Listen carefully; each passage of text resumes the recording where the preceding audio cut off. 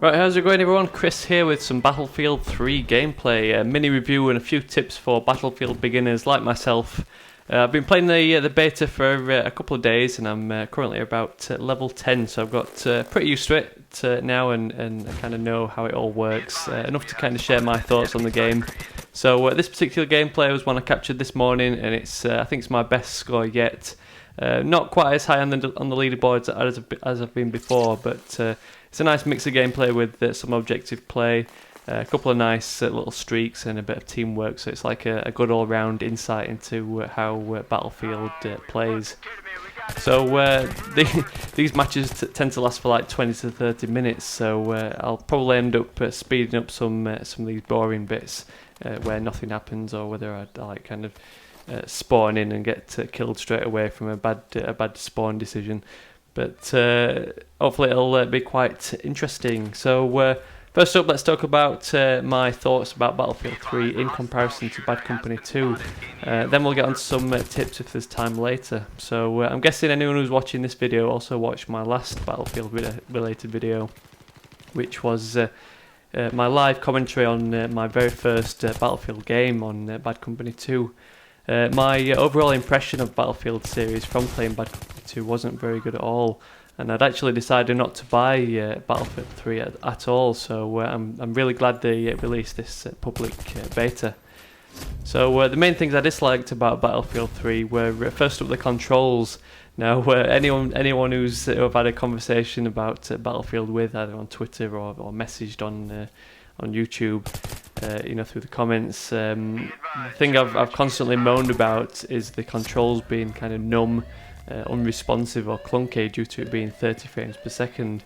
I know a lot of people have come back and said that they don't notice it at all, or they easily adapt or get used to it, but I'm just not one of those people. I played Homefront right up to the higher levels and unlocked all the weapons and got to near level 70 or something. I can't remember. I think I'm on 50 something. Unlocked everything anyway and played it for a fair while, but I never got used to I never got used to them. I could play with them okay, but I never enjoyed playing with them. I'm one of those people who definitely prefers the 60 frame per second feel, the smooth feel, and it's just that kind of confidence where you can snap onto people like in Call of Duty, but in Homefront you find yourself it's as if you're trying to play with boxing gloves. So saying that, I was very impressed with Battlefield 3's controls. They're nowhere near as clunky as Bad Company 2 or Homefront. They still feel noticeably slower and more unresponsive than Call of Duty's 60 frames per second, but it's still certainly playable. So beforehand I wouldn't buy the game based on those control feelings from Bad Company 2, but now I'm not really too bothered about them. I can kind of cope with it okay. So my second gripe with Bad Company 2 was the low bullet damage. I found myself oftentimes firing like 2 clips towards people with multiple hit markers, only for me to end up dead. Battlefield 3's damage is so much higher, with it being like a 2 to 3 hit kill at medium ranges. And I've heard some like veteran Battlefield fans complain about this, but I definitely think it's a good move and a big improvement from Bad Company 2. Like, I'm now confident when I run into a group of two people that I can take them both out, whereas in Bad Company 2 I'd struggle to even kill one of them. So another thing I disliked about Bad Company 2 was it was very slow, and there'd be lots of times where there'd be nothing happening at all, but Battlefield 3 feels so much faster, at least from this Operation Metro map from the beta. Even though there's no vehicles on the beta, there's no long periods where there's no action. It doesn't take long at all to get from your deployment zone into the action, or if you spawn in on one of your squad mates, there's always some action nearby. So overall, moving on from testing the water with Bad Company 2 to trying out Battlefield 3, as an all-round Battlefield noob, I was very impressed, and it's definitely a big improvement in my eyes from the previous game. So a few more things I love about this game. First up, the sound. The sound is amazing. The weapons sound really nice. The environment sounds nice, and all the different ambient noises. are great, like the difference in echoes when you're in the subway area to this open area outside. I also like how you can like upgrade your weapon as you play, where you get extra attachments like different scopes, your laser targeting, flashlights and grips. As you level up the weapon, just makes you feel more elite the more attachments you got on your weapon. I do need to figure out if you can actually customise these though, because I prefer the iron sights on some of the weapons, and now I'm stuck with a great big ACOG, and I've noticed that a few of the players that have got flashlights, I tend to kill them a lot easier because I can see them coming in the distance and I just shoot their way, like in the dark subway section. So it's kind of a 50-50, and some situations it kind of gives you an advantage in that you can like shine your flashlight in their eyes and blind them, so it gives you an advantage, but in other times it gives you a disadvantage in that people can see you coming from a distance. But I've noticed in the menu options that you can turn the flashlight off, so I'm wondering if you can customise other things like the scopes and like the laser targeting thing. Another thing I love is I absolutely love the character animations, especially that parkour style jump that you do over objects where you can see the character's legs. I just really do wish that was in Call of Duty. I mean, they've not got dive to prone coming back in Modern Warfare 3, but I really wish they had like some sort of slide feature or that jump over objects animation in Modern Warfare 3. That'd be really cool. Animations do feel like a little bit clunky or unresponsive, especially when you're in like a hot firefight and you're trying to go from prone to crouch to sprint. It's as if you've kind of got to wait for the animation to play through, or there's like some kind of control lag, but overall it gives a real nice realistic and kind of immersive feel, as if you're really the character on screen. So finally, a couple of dislikes. Remember, these are from like a Battlefield noob, so they might just be part of the game, but the things that I feel kind of let the game down in some way. Obviously there's all the beta related problems like getting stuck on stuff and falling down rabbit holes and getting stuck under the map, as well as having the whole map shaking when sometimes when you're trying to aim at someone, it's like an earthquake going on. But hopefully all these sort of things will be fixed for the final game. Main thing I dislike is the lack of any insight into how you died. Obviously a Call of Duty style kill cam wouldn't work at all, but something like Homefront where it zooms over to the player and shows kind of like an over shoulder view would be a great help to let you know how you died and what kind of line of sight they had on you. There's plenty of times where I'm like scanning the map, see if anyone's around.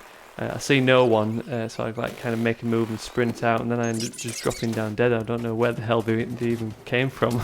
So something that give you slightly more insight into where the enemy players was. I think just that over the shoulder view would be a big help, rather than just seeing like the face of the bad guy in that kind of that dead time between each life.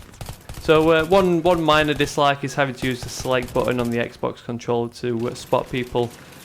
Surely a left thumbstick click would be better, so you don't have to let go of your controls altogether, but I don't know, it's only a minor gripe, and I know that's been around in Battlefield on the consoles from previous titles, so it's just something that I've kind of picked up as a Battlefield noob. So that's it for my little review. So here's a few tips for anyone else who's also a Battlefield noob. And it's definitely worth picking up this game while it's like a beta demo, while it's free, to get an insight into the game and see if it's something you fancy playing. I know Battlefield veterans can probably add better tips in the comments, and I really want you to let me know in the comments if there's anything I'm doing in this video that's a bit noobish. So definitely into improving my gameplay if there's anyone who can share some of their experience. So as for my own tips, the first tip would be to play in off-peak times. With the beta, the servers seem to be under quite a bit of stress, and they seem to break at night time while everyone is online. So I find that playing in the morning or the afternoon is better. The servers were fine for me this morning on a Saturday, but I struggled to play the other night when I was trying to get on in the evening.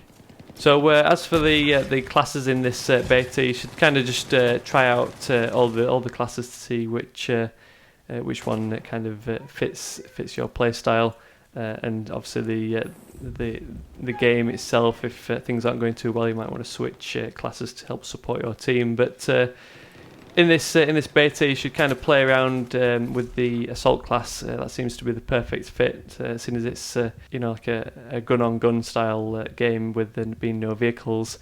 I do enjoy using the engineer category for the weapons in that category, but it is a bit of a waste seeing as there's no tanks or air support that you can shoot down.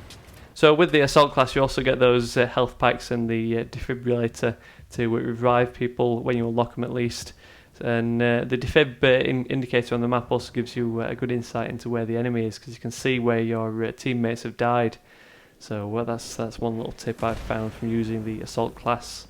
So like I mentioned about health packs, you can use these things by hitting the left button on the D-pad. Use them to build back up your health, and you'll see your health figure as a percentage in the lower right hand corner of the screen. Don't forget to also give these out to your teammates when you're kind of in a little defensive position with a bunch of buddies. You can drop down packs to help revive their health, or regenerate their health, as well as regenerating your own. And you also get extra points for this, which helps level up and unlock those new weapons. So we're talking about teammates. The best way to play this game is to roll with your team rather than going all lone wolf style. I found myself drifting away from the team to do some flanking, but I always find myself dropping down dead. So more recently I've been trying to work as a unit where you can kind of push through the bad guys and stay alive by sharing health packs and reviving fallen comrades. So when you drop down dead, you can often get straight back into the action with your buddies reviving you. So as for another tip, as far as I know, the minimap doesn't really give out that much information. Oftentimes with Call of Duty fans, you're often looking at the minimap to figure out where the bad guys are, but if you do that, you're likely to drop down dead, because there'll be lots of times where they won't be appearing on the map at all. That's obviously unless your teammates are spotting, so it's really difficult to see people with the naked eye. So that's one thing you should do, is to spot people as much as possible using that select button. Whenever you see a bad guy, hit the select button while aiming at him, even if you're going to kill him, because not only will this help if you end up getting killed and that bad guy's still alive, and that you can let your teammates deal with him, but it's also easier to track this enemy while they've got that orange triangle above their head. So through cover and things, you can still see which direction they've gone. So another tip, there seems to be quite a lot of recoil in this game, especially at long ranges. So the main tip I've got for that is to make sure you burst fire at long ranges. You can often spray up close, even spraying from the hip, but at long ranges you'll definitely want to press the trigger multiple times to only let off a couple of shots at a time. But even better to this is to switch your weapon to semi-auto mode, which is a really cool feature. Do this by hitting the down button on the D-pad, and you'll see the little icon change in the little interface screen in the bottom right. This makes it so much easier to kind of hit your targets at long range, and it also helps conserve your ammo. So often I'll keep switching between semi-auto and fully automatic modes whenever I'm depending on like which portion of the map I'm on. So that's a really good tip. So that's about it for my Battlefield 3 review and selection of tips for the Battlefield 3 noob. Like I mentioned, I'd kind of like decided not to buy this game based on my experience with Bad Company 2. So I'm really glad that I gave this demo a try. I'm definitely thinking about picking it up again. Maybe I'll ask Santa for a copy, so I'll have something to swap back and forth to, between Battlefield 3 and Modern Warfare 3 when the novelty begins to like wear off on Modern Warfare 3 during the early stages of 2012, or hopefully a little bit later in 2012 if it's if there's a lack of those annoying things that we always get in Call of Duty games. So let me know if you'd like to see more gameplay from the Battlefield 3 beta, or whether you're sick of seeing Battlefield content in your sub-boxes already. I know it's kind of like been an explosion of Battlefield recently in sub-boxes, so let me know if you'd like to see more from me. Hopefully these little tips and my little review kind of helped out. Obviously let me know if you're a Battlefield veteran, if there's anything I should do to improve. Give it a try yourself. Thanks for watching. Drop me a thumbs up if you enjoyed it, and I'll catch you all later. Be advised, objective